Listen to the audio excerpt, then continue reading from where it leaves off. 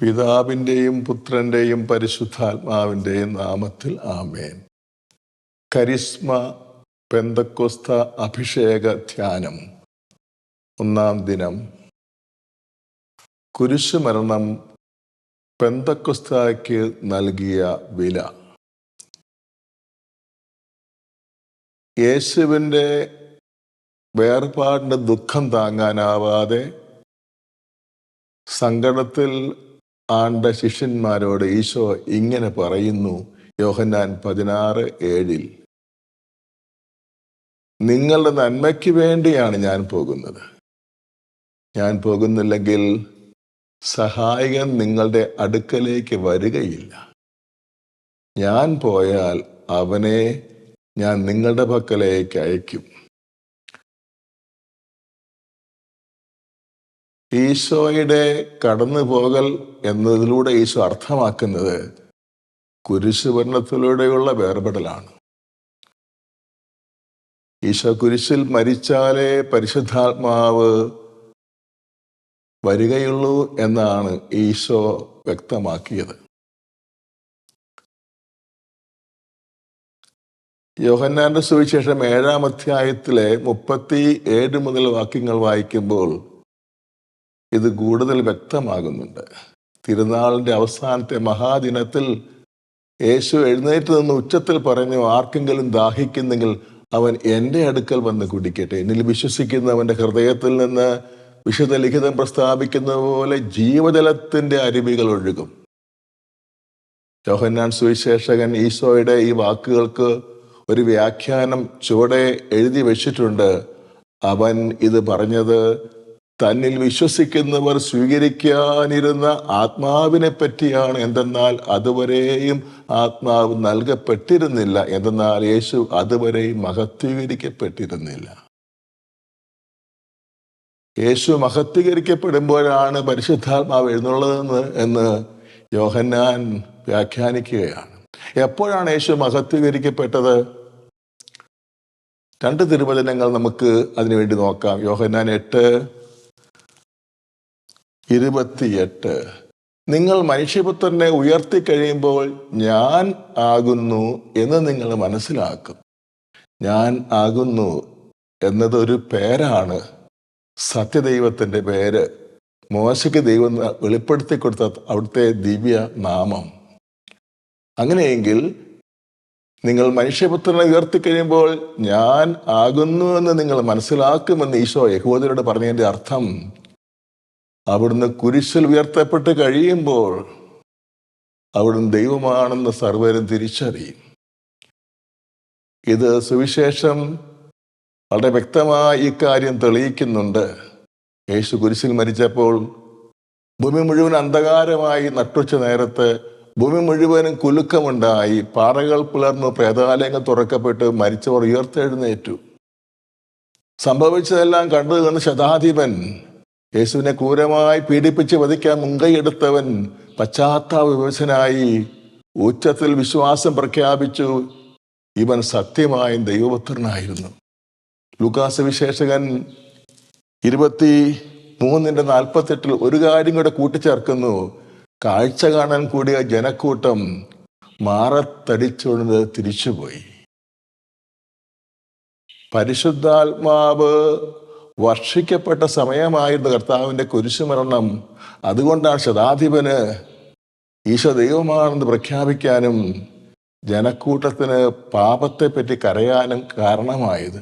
കാരണം കൊരിന്തോസ്യർക്ക് എഴുതിയ 1-ാം ലേഖനത്തിൻ്റെ 12-ാം അധ്യായത്തിൽ 3-ാം വാക്യത്തിൽ ഇപ്രകാരം നാം വായിക്കുന്നു, യേശു കർത്താവാണെന്ന് പരിശുദ്ധാത്മാവിൽ അല്ലാതെ ആർക്കും പറയുക സാധ്യമല്ല. വിജാതീയനും ക്രിസ്തുവിനെ അതിക്രൂരമായി പീഡിപ്പിക്കുന്നതിന് മുൻകൈയെടുത്തവനുമായ ശതാധിപൻ കർത്താവ് കുരിശിൽ മരിക്കുന്ന സമയത്ത് അവിടുന്ന് കർത്താവാണ്, ദൈവമാണെന്ന് ഏറ്റു പറഞ്ഞെങ്കിൽ തീർച്ചയായും ശതാധിപന് ആ സമയത്ത് ദൈവത്തിൻ്റെ ആത്മാവിൻ്റെ അഭിഷേകം ഉണ്ടായിട്ടുണ്ട്. കുരിശിക്കപ്പെട്ട കർത്താവിനെ പരിഹസിക്കാൻ വേണ്ടി ഓടിക്കൂടി ജനക്കൂട്ടം മാറത്തടിച്ചുകൊണ്ട് കരഞ്ഞ് തിരിച്ചു പോയെങ്കിൽ അവർ പശ്ചാത്താപത്തിന്റെ അഭിഷേകം കിട്ടി. യോഹന്നാൻ 16:8 ഈശോ പറയുകയാണ്, പരിശുദ്ധാത്മാവ് വന്ന് പാപത്തെ പറ്റി ബോധ്യപ്പെടുത്തും. അപ്പൊ ഈ രണ്ട് സംഭവങ്ങളുടെ ഒരു കാര്യം വ്യക്തമായി. ക്രിസ്തുവിന്റെ കുരിശ് മരണ സമയത്ത് ദൈവാത്മാവ് എഴുന്നള്ളി വന്നു, ശതാധിപനിൽ നിറഞ്ഞു. എതിരാളികളെ ജനക്കൂട്ടത്തിലും ദൈവത്തിന്റെ ആത്മാവ് നിറഞ്ഞു. ഈശോയുടെ യോഹന്നാൻ 12:32 വാഗ്ദാനത്തിന്റെ പൂർത്തീകരണമാണിത്. അവിടുന്ന് പറയുകയാണ്, ഞാൻ ഭൂമിയിൽ നിന്ന് ഉയർത്തപ്പെടുമ്പോൾ എല്ലാ മനുഷ്യരെയും എന്നിലേക്ക് ആകർഷിക്കും. വിജാതിരെ യഹൂദരെയും എന്നാണ് എല്ലാ മനുഷ്യരെയും എന്നതുകൊണ്ട് ഉദ്ദേശിക്കുന്നത്. അത് രണ്ടും കർത്താവിന്റെ കുരിശുമരണ സമയത്ത് തന്നെ സംഭവിച്ചു കഴിഞ്ഞു. യേശുവിന്റെ കുരിശുമരണ സമയവും പരിശുദ്ധാത്മാവിന്റെ എഴുന്നള്ളത്തിന്റെ സമയവും ഒന്ന് തന്നെയാണെന്ന് ഈ തിരുവെഴുത്തുകളെല്ലാം പഠിപ്പിക്കുകയാണ്. യോഹന്നാൻ സുവിശേഷം 10:30 ഇങ്ങനെയാണ് വായിക്കുന്നത്. ഈശോയുടെ മരണത്തെ പറ്റിയുള്ള ഭാഗമാണത്. ഈശോ തൻ്റെ ആത്മാവിനെ കയ്യാളിച്ചു. ഈശോ മരിച്ചു എന്ന് പറയുന്നതിന് പകരം തൻ്റെ ആത്മാവിനെ കയ്യാളിച്ചു എന്നാണ് യോഹന്നാൻ രേഖപ്പെടുത്തുന്നത്. മറ്റു സുവിശേഷകന്മാർ ഈശോ പ്രാണൻ വെടിഞ്ഞു എന്നാണ് ആ സംഭവം വിവരിക്കുന്നത്. എന്തുകൊണ്ടാണ് യോഹന്നാൻ ഈശോ തൻ്റെ ആത്മാവിനെ കയ്യാളിച്ചു എന്ന് പറയുന്നത്? കർത്താവിൻ്റെ കുരിശുമരണ സമയത്ത് പരിശുദ്ധാത്മാവ് എല്ലാവരുടെ മേൽ എഴുന്നള്ളാൻ തുടങ്ങി എന്നാണ് അതിൻ്റെ അർത്ഥം. അതിനുള്ള വിലയാണ് യേശുവിൻ്റെ സഹനവും കുരിശുമരണവും. 19-ാം അധ്യായം യോഹന്നാൻ സുവിശേഷം 34 നമ്മൾ വായിക്കുന്നത്, കർത്താവിൻ്റെ കുരിശുമരണ സമയത്ത് പടയാളി വന്ന് അവിടുത്തെ ചങ്കിൽ വിലാവിൽ കുന്തം കൊണ്ട് കുത്തിയെന്നും അവിടെ നിന്ന് രക്തവും വെള്ളവും പുറപ്പെട്ടുവെന്നുമാണ്. സഭാപിതാക്കന്മാർ ഇത് വ്യാഖ്യാനിക്കുന്നത് ദൈവാത്മാവിൻ്റെ വരവായിട്ടാണ്. ജീവജലം യേശുവിൻ്റെ തുറക്കപ്പെട്ട വിലാവിൽ നിന്നൊഴുകി. ജീവജലം പരിശുദ്ധാത്മാവിൻ്റെ പ്രതീകമാണ്. പരിശുദ്ധാത്മാവ് കർത്താവിൻ്റെ കുരിശുമരണത്തിൻ്റെ ഫലമായി വർഷിക്കപ്പെട്ടു എന്ന് തിരുവെഴുത്ത് പഠിപ്പിക്കുകയാണ്. ജോയൽ പ്രവാചകൻ നൂറ്റാണ്ടുകൾക്ക് മുമ്പ് ഇത് പ്രവചിച്ചിട്ടുണ്ടായത് 2-ാം അധ്യായം 28-ാം വാക്യത്തിൽ. അന്ന് ഇങ്ങനെ സംഭവിക്കും, എൻ്റെ ആത്മാവിനെ എല്ലാവരുടെ മേൽ ഞാൻ വർഷിക്കും, നിങ്ങളുടെ പുത്രന്മാരും പുത്രിമാരും പ്രവചിക്കും, യുവാക്കൾക്ക് ദർശനങ്ങളുണ്ടാകും. അന്ന് എന്നതുകൊണ്ട് എന്താണ് അർത്ഥമാക്കുന്നത്? ക്രിസ്തുവിൻ്റെ പരിത്രാണ രഹസ്യങ്ങൾ പൂർത്തിയാകുന്ന സമയത്തെയാണ്, അതിനുശേഷം ലോകാവസാനം വരെയുള്ള കാലത്തെയാണ് അന്ന് എന്ന് വിശേഷിപ്പിക്കുന്നത്. ക്രിസ്തുവിൻ്റെ ജനനവും ജീവിതവും മരണവും രക്ഷാകരചരിത്രത്തിൽ രണ്ടായിട്ട് വിഭജിക്കുന്നു. ലോകചരിത്രത്തെയും രണ്ടായി വിഭജിക്കുന്നു, AD എന്നും BC എന്നും. അതിൻ്റെ അർത്ഥം ക്രിസ്തുവിൻ്റെ ജനനവും ജീവിതവും മരണവും മനുഷ്യകുലത്തിന് പർദീസാൽ നഷ്ടപ്പെട്ടു പോയ ദൈവാത്മാവിൻ്റെ അഭിഷേകം തിരിച്ചു കൊടുത്ത കാലമാണ്. അതുകൊണ്ടാണ് അന്ന് ഇങ്ങനെ സംഭവിക്കും. യേശുവിൻ്റെ കാലം മുതൽ ദൈവത്തിൻ്റെ ആത്മാവ് അനുസ്യൂതമായി നിർഗളിച്ചുകൊണ്ടിരിക്കുകയാണ്. പെന്തക്കോസ്ത തിരുനാളിന് ഒരുങ്ങിക്കൊണ്ടിരിക്കുന്ന പ്രിയപ്പെട്ടവരെ, കർത്താവിൻ്റെ കുരിശ് മരണം മൂലം നമുക്കും ദൈവാത്മാവിൻ്റെ അഭിഷേകത്തിന് യോഗ്യത ലഭിച്ചിരിക്കുകയാണ്. കർത്താവിൻ്റെ കുരിശുമരണത്തിൻ്റെ അപാരമായ ശക്തിയിൽ വിശ്വസിച്ചുകൊണ്ട് നമ്മുടെ മേലും പരിശുദ്ധാത്മാവിനെ അയക്കണമേ എന്ന് പ്രാർത്ഥിക്കാം. കർത്താവിൻ്റെ കുരിശുമരണത്തെ ഏറ്റുപറയുന്നതിൻ്റെ അർത്ഥം നമ്മുടെ പാപങ്ങൾക്ക് വേണ്ടിയാണ് അവൻ കുരിശിൽ മരിച്ചതെന്ന കാര്യം മറക്കാതെ വേണം കർത്താവിൻ്റെ കുരിശുമരണത്തെ ഏറ്റുപറയാൻ. അപ്പോൾ നമ്മുടെ പാപത്തെപ്പറ്റി അനുദപിച്ചുകൊണ്ട് തന്നെയാണ് നമ്മളങ്ങനെ പ്രാർത്ഥിക്കുന്നത്. നമുക്കിപ്പോൾ കർത്താവിൻ്റെ ദിവ്യകാരുണ്യ സന്നിധിയിൽ അല്പനേരം പ്രാർത്ഥിക്കാം.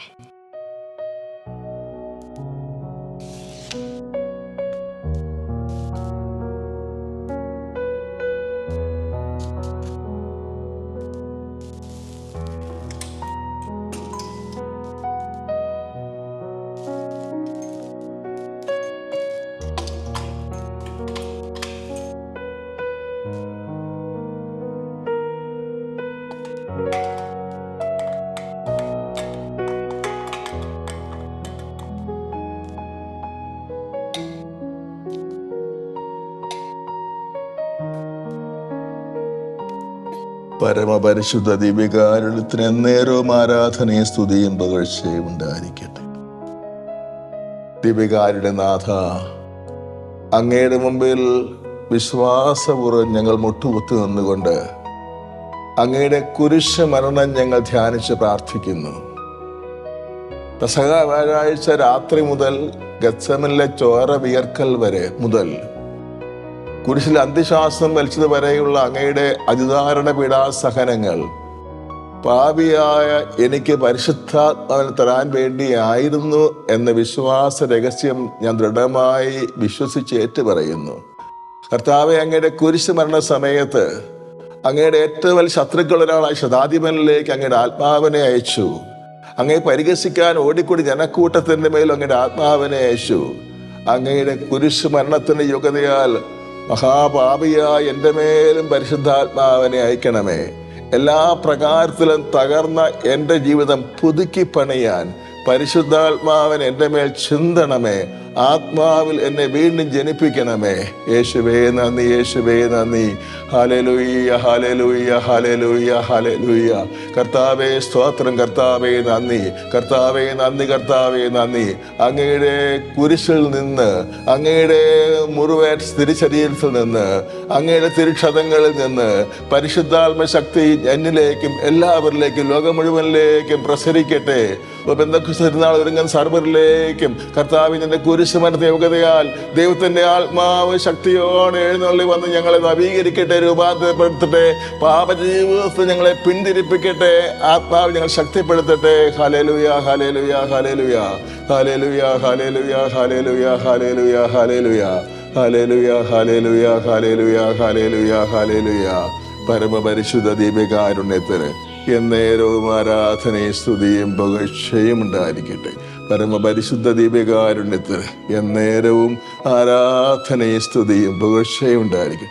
പരമപരിശുദ്ധ ദീപികാരുണ്യത്തിന് എന്നേരവും ആരാധനയും സ്തുതിയും പുകഴ്ചയും ഉണ്ടായിരിക്കട്ടെ.